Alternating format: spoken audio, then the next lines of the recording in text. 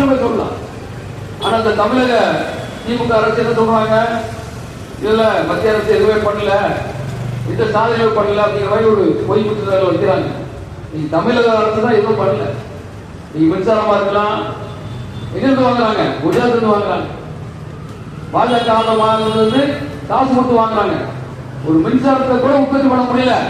50 வருஷ திமுக ஆட்சி, திராவிட கழகங்கள் ஆட்சியில ஒரு மின்சாரத்தை கூட நம்ம தண்ணியில் போட முடியல.